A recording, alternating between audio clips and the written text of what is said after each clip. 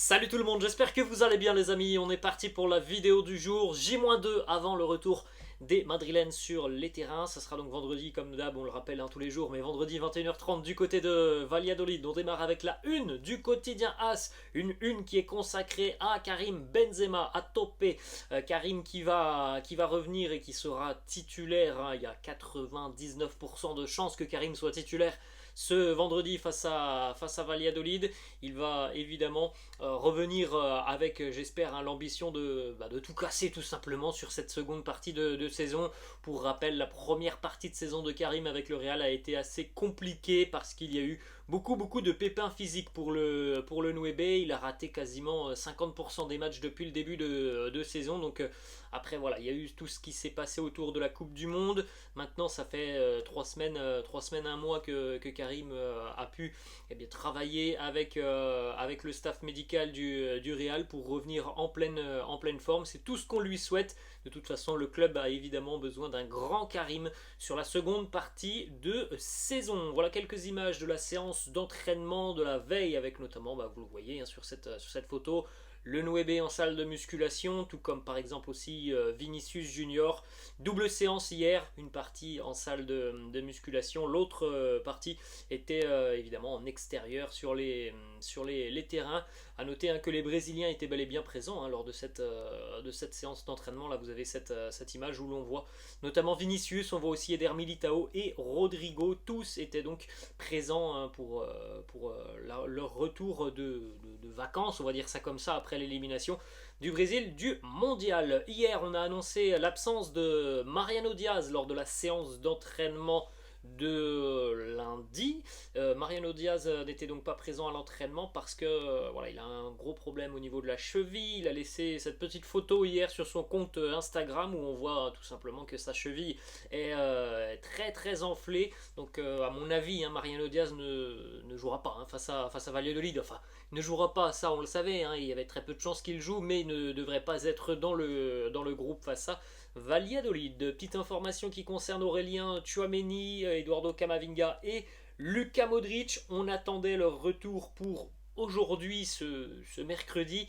Visiblement leur retour, ça sera demain, hein, ce jeudi. Donc voilà, il y a 0% de chance, hein, qu'il soit utilisé ce vendredi face à Valladolid. On continue avec quelques déclats d'ailleurs du côté de Valladolid. Sergio Escudero qui nous dit: si je pouvais retirer n'importe quel joueur du Real Madrid, je choisirais certainement Toni Kroos ou Luka Modric parce que tout le jeu de leur équipe passe par eux.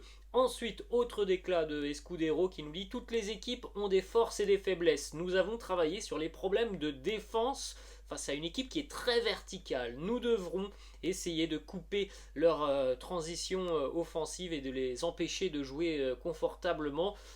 Cette équipe de Valladolid est une équipe qui est un petit peu en difficulté tout de même en Liga, mais voilà, le contexte du match fait que on peut s'attendre à avoir un match très compliqué parce que on est en manque de rythme, hein, côté merengue. On a peut-être aussi des joueurs qui seront peut-être un peu fatigués. Certains ont participé à la Coupe du Monde, alors que du côté de Valladolid, oui, on manque de rythme aussi, c'est une chose. On n'a plus de match, on n'a pas de match officiel, mais il est vrai que il n'y a pas eu quasiment aucun joueur, hein, de Valladolid qui ont disputé la Coupe du Monde. Donc il y a eu certainement une grosse préparation aussi, hein, du côté de Valladolid. Donc ça sera un match évidemment très compliqué. Dernier déclat de Escudero qui nous dit: prendre en défaut le Real, c'est assez compliqué.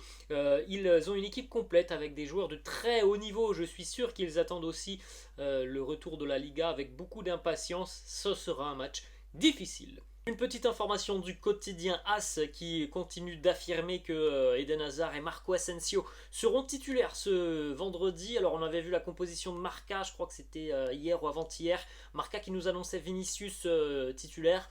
À voir, hein, on n'a pour le moment aucune certitude. Le quotidien AS continue, lui, d'affirmer que Eden Hazard sera notamment titulaire face à Valladolid. On poursuit, les amis, avec la une du quotidien Marca. Voilà la une du Marca de ce mercredi. Acceleron pour Bellingham, accélération pour Bellingham. Visiblement là, le dossier Bellingham est en train de prendre un tournant. Hier, on avait annoncé que le début des négociations officielles allait démarrer dans les tout prochains jours. Voilà, les choses s'accélèrent et on va pas se mentir, visiblement ça va quand même dans le bon sens.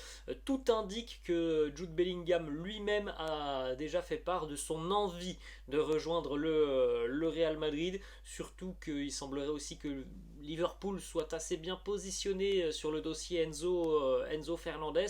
Donc voilà, ça sent quand même plutôt très très bon. Une petite information aussi du journaliste italien spécialisé Mercato, c'est pas Fabrizio Romano cette fois-ci, mais Matteo Moretto qui nous dit tout simplement que Jude Bellingham est fasciné par le Real Madrid, qu'il est conquis tout simplement, qu'il n'a qu'une idée en tête: s'il doit quitter le Borussia Dortmund, ce serait le Real. Donc bon, c'est déjà un bon point hein, pour les merengues, ça facilitera évidemment les négociations. Après, peut-être que le plus compliqué, ça sera de tomber d'accord avec le Borussia Dortmund. Il est question, hein, comme d'habitude, d'une somme qui est assez importante.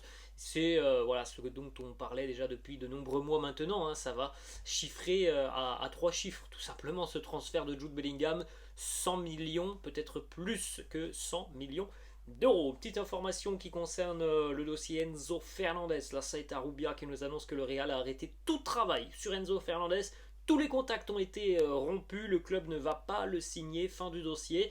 Le pourquoi du comment, on n'a pas forcément la réponse. Alors, on sait que la priorité c'est Jude Bellingham, donc évidemment Enzo Fernandez était un plan B. On a peut-être aussi pris connaissance du prix demandé par le Benfica Lisbonne, hein, qui était visiblement exorbitant. Hein. Je pense que voilà, ça a dû refroidir aussi les merengues, surtout que voilà, comme on l'a dit, c'est pas forcément la priorité. On continue avec quelques informations qui concernent le cas Ferland Mendy. On a pas mal d'infos qui concernent Ferland Mendy depuis quelques semaines.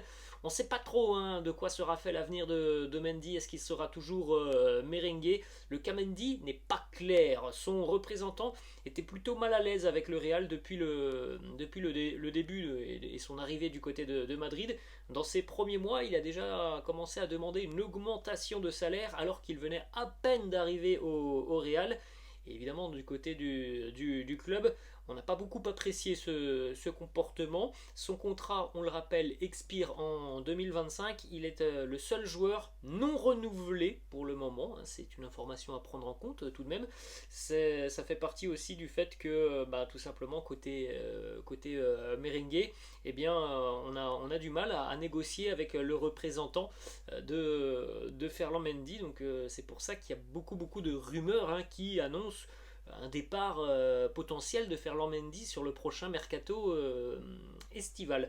Petite information tout de même du quotidien Marca hein, qui annonce que bon, certes il y a visiblement des problèmes en interne en ce qui concerne son avenir avec son représentant, son agent et les dirigeants du club, mais en tout cas Ferland Mendy, lui, la personne, elle est très appréciée. Ferland Mendy, c'est un joueur et un gars voilà, hein, qui est très apprécié dans le vestiaire par tous ses coéquipiers, notamment aussi par Karim Benzema, qui est l'un de ses grands soutiens. Et c'est toujours bien en général hein, d'avoir le capitaine qui t'apprécie tout simplement. Donc voilà, c'est un joueur qui est très apprécié, c'est un homme qui est très apprécié dans le vestiaire du Real.